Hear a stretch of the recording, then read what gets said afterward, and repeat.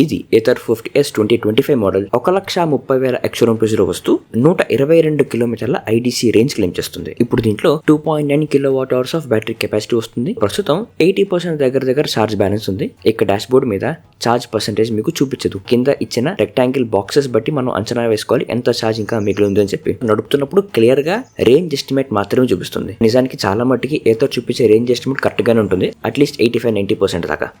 ఇప్పుడు దీంట్లో smart eco mode లో చూపిస్తుంది 82 kilometres of range estimate and ride mode లో 63 కిలోమీటర్స్, స్పోర్ట్స్ మోడ్ లో 59 కిలోమీటర్స్. ఒకసారి దీంట్లో స్మార్ట్ ఈకో మోడ్ ఆఫ్ చేసి చూద్దాం. అది ఆఫ్ చేయడానికి ఈ డీప్ వ్యూ డిస్ప్లే మీద, ఇది టచ్ స్క్రీన్ డిస్ప్లే కాదు ఇది, సో దాంట్లో మనం ఈ జాస్టిక్ వాడి ఆఫ్ చేయాలి. ఓకే, ఆఫ్ చేశాక ఎకో మోడ్ లో చూపిస్తుంది 74 కిలోమీటర్ల రేంజ్ ఎస్టిమేట్. అది ఆన్ చేస్తే స్మార్ట్ ఈకో మోడ్ లో చూపిస్తుంది 82 కిలోమీటర్స్ ఆఫ్ రేంజ్ ఎస్టిమేట్. బాగుంది కదా. Smart eco and eco mode మధ్య కూడా రేంజ్ వ్యత్యాసం ఉంది. ఇంకా దీని రియల్ వరల్డ్ రేంజ్ చూస్తే ఇది 2.9 kWh ఆఫ్ బ్యాటరీ కెపాసిటీ కాబట్టి సేమ్ బ్యాటరీ కెపాసిటీ నా దగ్గర ఉండే సెకండ్ జనరేషన్ ఏథర్ 50X లో కూడా ఉంది. సో దీంట్లో కూడా 80-85 కిలోమీటర్స్ ఆఫ్ రియల్ రేంజ్ రావచ్చు depending upon your driving style in eco mode or smart eco mode. ఇప్పుడు దీంట్లో ఏథర్ 50X తో పోలిస్తే ఇందులో మీకు టచ్ స్క్రీన్ డాష్బోర్డ్ రాదు, ఈ డీప్ వ్యూ డిస్ప్లే వస్తుంది. సన్లైట్ విజిబిలిటీ కూడా బాగానే ఉంది. ఇందులో మీకు కేవలం 3 డ్రైవింగ్ మోడ్స్ వస్తాయి. స్మార్ట్ ఎకో మోడ్ తో కలిపి 4: smart eco, eco, ride and sports mode అంతే. ఇంకా దీంట్లో ride comfort and riding characteristics అన్ని కూడా ఏథర్ 50X లాగానే ఉంది. అసలు మీరు నిజానికి డిఫరెన్స్ అయితే ఫీల్ అవ్వలేరు, కానీ యాక్సలరేషన్ కొంచెం తక్కువ ఉంటుంది. దీంట్లో మీకు వార్ప్ మోడ్ రాదు. దానికి కారణం దీంట్లో మీకు కేవలం 5.4 kW పీక్ పవర్ ఇచ్చే మోటార్ వస్తుంది.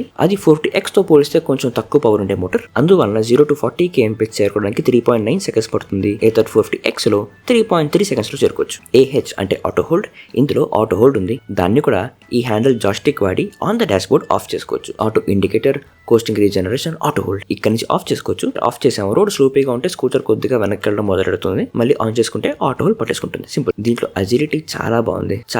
Very nice agility. And yes, ఇందులో కోస్టింగ్ రీజనరేషన్ ఉంది. సో మీరు స్కూటర్ నడుపుతూ యాక్సిలరేటర్ వదిలారో రీజనరేట్ అవుతూ స్లో అవుతుంది. అండ్ అది అంత స్ట్రాంగ్ అయితే కాదు, కావాలంటే ఆఫ్ కూడా చేసుకోవచ్చు ఆన్ ద డాష్ బోర్డ్. కానీ ఇది కన్వీనియంట్ గా ఉంటే కోస్టింగ్ రీజనరేషన్. ఛార్జ్ పడుతున్న కొద్దీ బలంగా అవుతూ ఉంటుంది, కానీ ఇబ్బంది పెట్టేంత రీజనరేషన్ కాదు. ఇంకా దీంట్లో మీకు మ్యాజిక్ ట్విస్ట్ రాదు, కానీ మాన్యువల్ రీజనరేషన్ ఉంటుంది. పాత మోడల్ ఏథర్ 50X స్కూటర్స్ లో ఉన్నట్టుగా. Not the magic twist, but manual regeneration. అంటే మీరు నడుపుతూ యాక్సిలరేటర్ ని అటుపక్కకి తిప్పితే స్కూటర్ మెల్లగా రీజనరేట్ అవుతూ స్లో అవుతుంది. చలో ఇప్పుడు కాస్త స్పీడ్ పెంచి 30-35 చేరుకుందాం.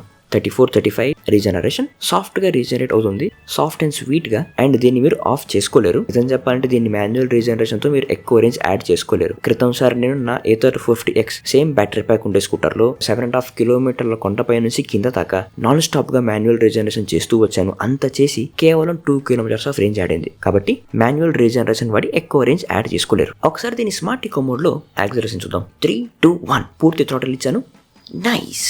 ఇది అంత స్ట్రాంగ్ అయితే కాదు, సాఫ్ట్ అండ్ కన్వీనియంట్ గా ఒక లీనియర్ యాక్సిలరేషన్ లో ఉంది. ఇందులో స్కూటర్ ఆ పవర్ థ్రాటిల్ ని పూర్తిగా కంట్రోల్లో ఉంచుకొని ఎంత ఇస్తే ఒక లీనియర్ యాక్సిలరేషన్ వస్తూ రేంజ్ ఎక్కువ వస్తుందో అంతే పవర్ అవుట్పుట్ ఇస్తుంది. కాబట్టి మీకు ఒక జర్కీ యాక్సిలరేషన్ ఆ కిక్ కావాలంటే ఇందులో అస్సలు రాదు. ఇప్పుడు దీంట్లో రైడ్ మోడ్ చూద్దాం. 3, 2, 1 ఫుల్ థ్రాటిల్. కాస్త స్ట్రాంగ్ అయిందంతే స్మార్ట్ ఎకో మోడ్ తో పోలిస్తే. అంత సూపర్ స్ట్రాంగ్ అయితే కాదు. 45, 48, 50 నైస్. ఇంకా దీని బ్రేక్స్ కూడా బాగా స్ట్రాంగ్ అండ్ కన్వీనియంట్ బ్రేకింగ్ ఇస్తున్నాయి. దీంట్లో మీకు ఫ్రంట్ అండ్ బ్యాక్ రెండు కూడాను డిస్క్ బ్రేక్స్ వస్తాయి. మంచి స్ట్రాంగర్ బ్రేకింగ్ ఇస్తుంది. ఇప్పుడు దీంట్లోని స్పోర్ట్స్ మోడ్ ట్రై చేసే సమయం అయింది. Ready? 3, 2, 1 sports mode full throttle. Wow. 25, 30, 35, 40, 45, 48, 50, 53, 55 as per the specifications 0 to 40 kmph speed దాకా మీరు 3.9 సెకండ్స్ లో చేరుకోవచ్చు. అండ్ దీని బ్రేకింగ్ అయితే అస్సలు చాలా బాగుంది. మంచి స్ట్రాంగర్ బ్రేకింగ్ ఇస్తుంది. Very nice. దీంట్లోని top speed is 90 kmph. And ఈ బండి మాత్రం చాలా మంచి కంట్రోల్ ఇస్తుంది. బండి కంట్రోల్లోనే ఉంటుంది. చాలా బాగుంది కదా. ఇంకోసారి ట్రై చేద్దాం. 3, 2, 1 ఫుల్ థ్రాటిల్. వావ్. 25, 30, 35, 38, 40 అదిరిపోయింది. చాలా స్ట్రాంగ్ యాక్సిలరేషన్. కానీ ఏథర్ 50X లో వచ్చేంత వార్ప్ మోడ్ అంత స్ట్రాంగ్ కాదు, కానీ స్పోర్ట్స్ మోడ్ అంత స్ట్రాంగ్. అండ్ బ్రేక్స్ కూడా బాగా కంట్రోల్డ్ గా ఉంటూనే లీనియర్ గా ఉన్నాయి. ఒకసారి దీన్ని కోస్టింగ్ రీజనరేషన్ స్ట్రెంగ్త్ చూద్దాం. Okay, ready? యాక్సిలరేటింగ్ 35, 38, 40, 45 1, 2, 3, 4, 5, 6, 7, 8, 9, 10 అంత స్ట్రాంగ్ అయితే కాదు కానీ లీనియర్గా ఉంది, సాఫ్ట్గా ఉంది. ఇక్కడ పైన ఒక గ్రాఫిక్స్ చూపిస్తుంది to indicate it is regenerating. Manual regeneration చేసినా కూడా చూపిస్తుంది దట్ ఇట్ ఈస్ రీజనరేటింగ్. ఇప్పుడు దీంట్లో రేంజ్ అండ్ పెర్ఫార్మెన్స్ కాకుండా ఇంకా మిగతా విషయాలు ఏవే ఉన్నాయి ఒకసారి మాట్లాడదామా? చలో. ఇప్పుడు ఈ సరికొత్త 450Sలో వచ్చే ఒక అప్డేట్ ఏంటంటే దీని ఛార్జర్. ఇది వరకు వచ్చే ఛార్జర్ కంటే ఇది బాగా చిన్నది, కాంపాక్ట్ అండ్ లైట్ వెయిట్, చాలా లైట్ వెయిట్. ఇది వరకు వచ్చే పోర్టబుల్ ఛార్జర్తో పోలిస్తే సగం వెయిట్లో ఉంది. ఇంకొక అప్డేట్ వచ్చేసి ఇందులో ఆన్ ద మోటార్ ఫ్యాన్ రాదు. సేమ్ మన 40X 2025 మోడల్ లాగానే ఇందులో కూడా ఫ్యాన్ తీసేసి యాక్టివ్ ఎయిర్ కూలింగ్ సిస్టమ్ ఉంచారు. దానివల్ల హై పర్ఫార్మెన్స్ మోడ్లో, స్పోర్ట్స్ మోడ్లో నాన్ స్టాప్ క్రూజ్ చేస్తూ వెళితే పెర్ఫార్మెన్స్ ఏమైనా అఫెక్ట్ అవుతుందా? అతి త్వరలో రేంజ్ టెస్ట్ చేస్తాం.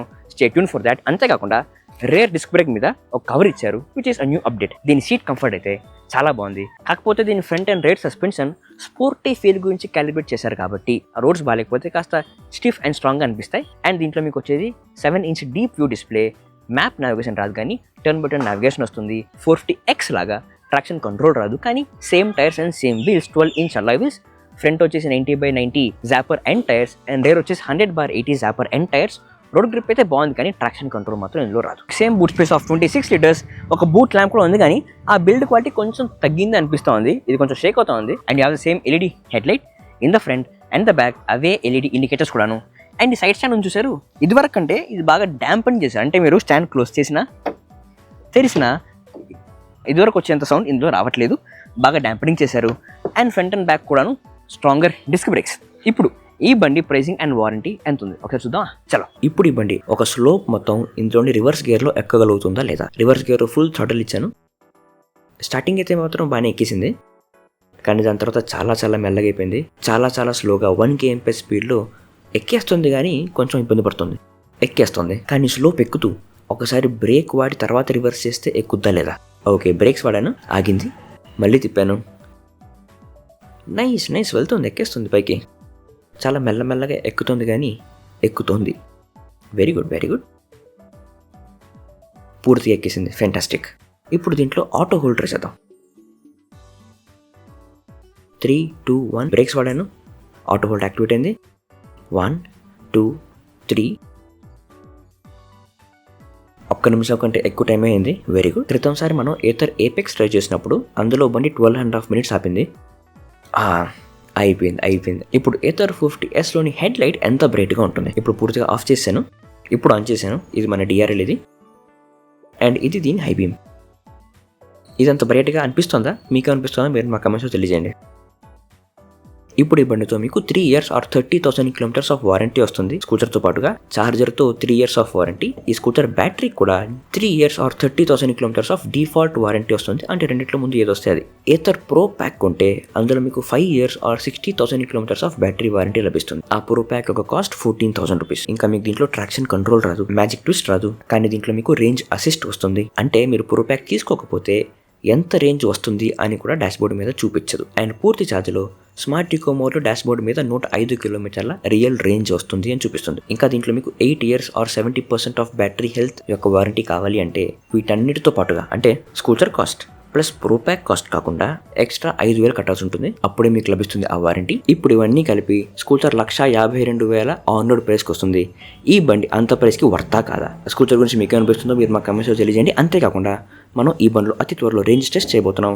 ఆ రేంజ్ టెస్ట్లో నేను ఈ స్కూటర్లో ఏ విషయాలు ట్రై చేయాలో మీరు మా కమెంట్స్లో తెలియజేయండి.